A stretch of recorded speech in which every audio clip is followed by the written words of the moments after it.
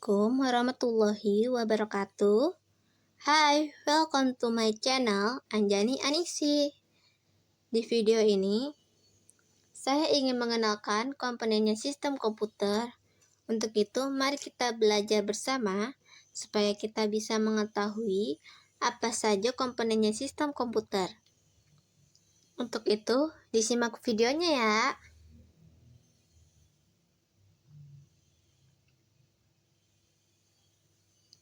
Apa itu teknologi jaringan nirkabel indoor dan outdoor? Jaringan nirkabel indoor dan outdoor secara singkat adalah suatu jaringan yang menghubungkan perangkat satu dengan perangkat lainnya. Jaringan nirkabel indoor dapat diartikan sebagai jaringan yang berada di dalam ruangan tanpa menggunakan kabel sebagai media perantaranya. Sedangkan jaringan nirkabel outdoor dapat diartikan sebagai jaringan yang berada di luar ruangan dan tidak menggunakan kabel sebagai media perantara pengiriman datanya.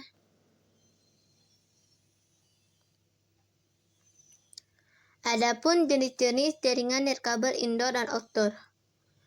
Yang pertama ada Wi-Fi.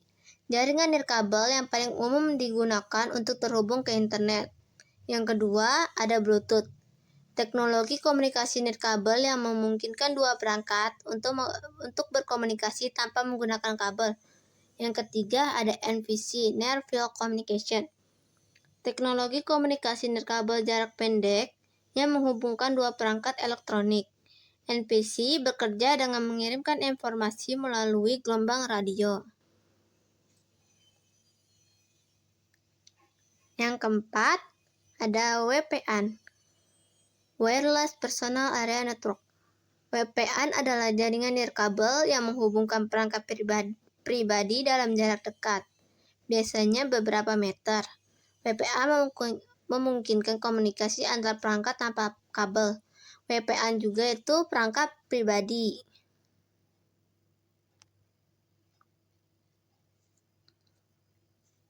Yang kelima ada WLAN, Wireless Local Area Network. WLAN adalah jaringan komputer nirkabel yang menghubungkan perangkat seperti laptop, smartphone, dan tablet ke internet atau jaringan lokal tanpa menggunakan kabel. WLAN menggunakan teknologi Wi-Fi untuk mengirimkan data melalui gelombang radio.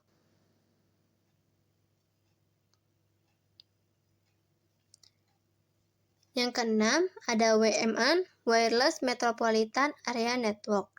WMN adalah jaringan nirkabel yang menghubungkan beberapa lokasi dalam area metropolitan, seperti kota atau wilayah. WPA memiliki jangkauan yang lebih luas daripada WLAN dan WPN.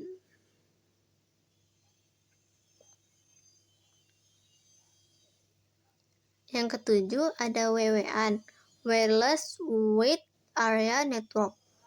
WWN adalah jaringan nirkabel yang menghubungkan perangkat dalam area geografis yang luas seperti negara, wilayah, atau bahkan global. WWA menyediakan akses internet dan berkomunikasi data melalui jaringan seluler.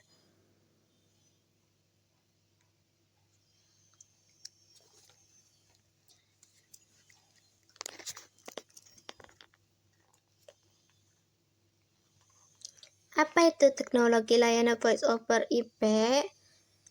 Voice over Internet Protocol adalah teknologi yang memungkinkan pengguna melakukan panggilan suara melalui internet. Teknologi ini mengubah suara menjadi sinyal digital yang dapat dikirimkan melalui jaringan internet. Salah satu fungsi VoIP yang mungkin umum dijumpai adalah untuk menyelenggarakan konferensi atau rapat jarak jauh dengan memakai fitur panggilan video.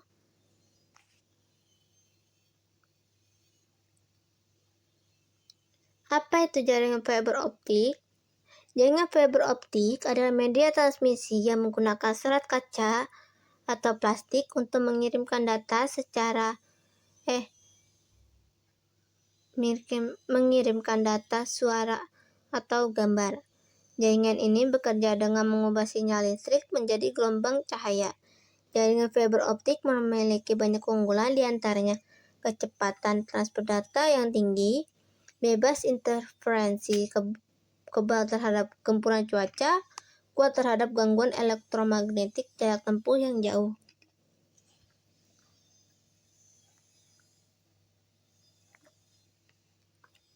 Adapun jenis-jenis kabel fiber optik. Yang pertama, single mode. Single mode menggunakan diameter inti yang kecil, yaitu sekira 9 mikrometer. Hanya dapat mengirimkan gelombang cahaya inframerah dengan panjang gelombang 1300 sampai 1550 nanometer. Lebih mahal karena proses fabrikasinya lebih presisi, dapat mencapai jarak yang lebih panjang daripada jenis multimode. Yang kedua ada multimode. Menggunakan diameter inti yang lebih besar, yaitu sekitar 625 mikrometer. Dapat mengirimkan gelombang cahaya inframerah dengan panjang gelombang 850 sampai 1300 nanometer.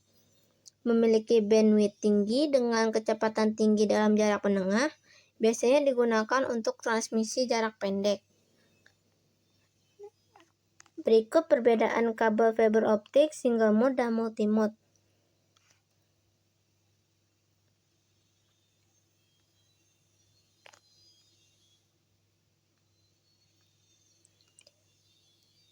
Adapun fungsi alat kerja fiber optik. Yang pertama ada fuse splicer, berfungsi untuk memanasi kaca yang terputus pada core sehingga bisa tersambung kembali dengan baik. Ada juga stripper atau miller. Alat ini berfungsi sebagai media untuk memotong dan mengupas kulit dan daging kabel. Yang ketiga, clipper. Untuk memotong core yang kulit kabel optiknya sudah dikupas. Pemotongan core ini wajib menggunakan alat khusus ini, karena pada saat cuttingnya akan terpotong dengan rapi.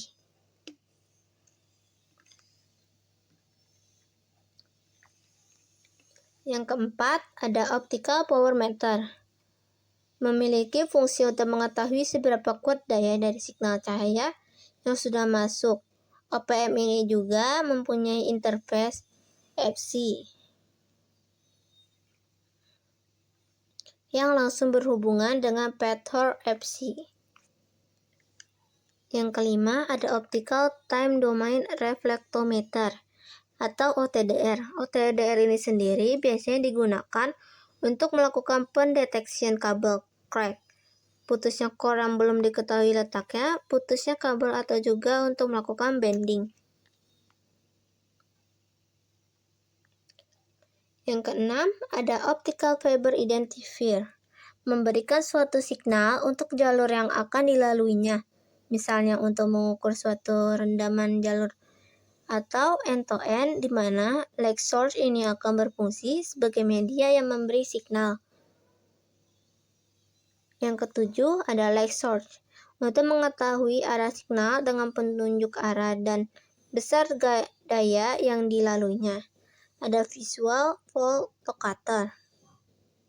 Fungsinya untuk melakukan pengetesan pada core fiber optik. Laser akan mengikuti serat optik pada kabel fiber optik dan POP sampai ke user end-to-end.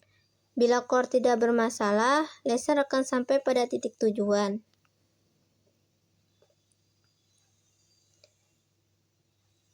Yang ke-8 ada bit error rate test, berfungsi sebagai pengecekan koneksi jaringan TDM time division multiplexi, yang mana jaringan TDM aplikasinya yaitu layanan clear channel yang sedang coba diuraikan penulis. Yang ke-9 ada fiber optic adapter, suatu komponen yang digunakan untuk melakukan penyambungan atau menghubungkan kabel fiber optik satu dengan yang lain.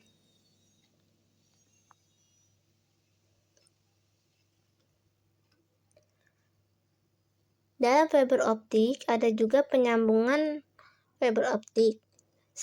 Apa itu sambungan fiber optik? Sambungan fiber optik ada proses menghubungkan kabel fiber optik satu sama lain. Sambungan fiber optik dapat dilakukan dengan metode fusion splice atau mechanical splice.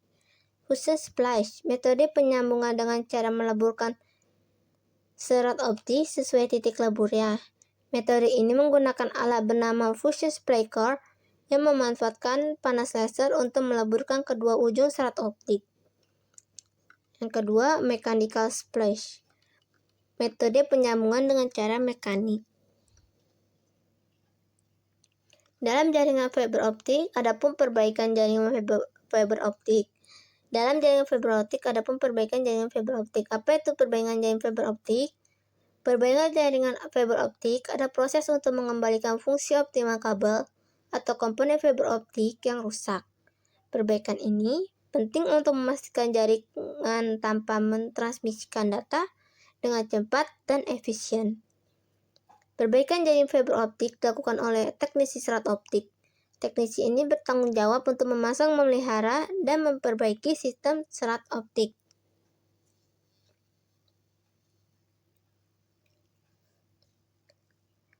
Adapun langkah-langkah melakukan perbaikan jaringan fiber optik. Yang pertama, identifikasi kerusakan. Langkah pertama dalam perbaikan adalah mengidentifikasi lokasi dan jenis kerusakan. Ini biasanya dilakukan menggunakan OTDR untuk mengukur panjang kabel dan menentukan titik kerusakan. Yang kedua, persiapan alat dan bahan. Setelah kerusakan diidentifikasi, persiapkan semua alat dan bahan yang diperlukan. Pastikan alat dalam kondisi baik dan siap digunakan. Yang ketiga, pembersihan ujung serat. Sebelum melakukan splicing, ujung serat optik harus dibersihkan dengan alcohol wipes untuk menghilangkan kotoran atau debu yang dapat mengganggu proses penyambungan. Pemotongan serat optik. Gunakan cleaver untuk memotong serat optik dengan presisi tinggi. Potongan yang rapi dan lurus sangat penting untuk kualitas sambungan yang baik. Yang kelima, penjambungan serat atau splicing. Gunakan fusion splicer untuk menyambungkan ujung serat optik. Pastikan sambungan dilakukan dengan benar dan periksa hasilnya menggunakan alat pengukur. Yang keenam, perlindungan sambungan. Setelah sambungan selesai, gunakan heatsink sleeveless untuk melindungi sambungan dari kerusakan fisik dan lingkungan. Yang ketujuh, pengujian koneksi. Langkah terakhir adalah menguji koneksi untuk memastikan bahwa perbaikan telah berhasil dan sinyal dapat ditransmisikan dengan baik tanpa gangguan OTDR. Dapat digunakan kembali untuk mengukur kualitas sambungan dan memastikan tidak ada penurunan sinyal yang signifikan.